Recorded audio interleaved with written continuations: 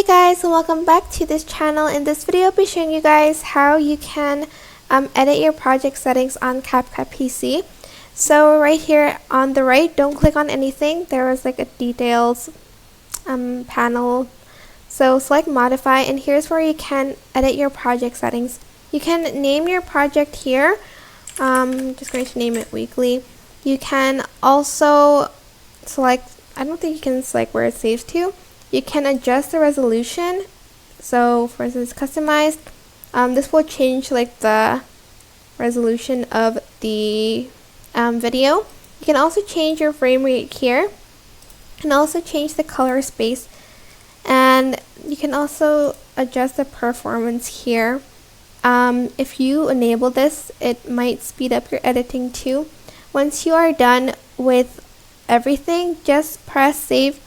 And that is basically it. As you can see, the resolution changed, but I'm just going to modify it and change it back to its original setting.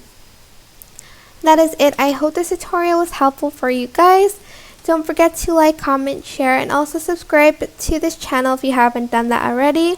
If you have any questions, just leave it in the comment section down below, and I will try my best to answer them all for you guys.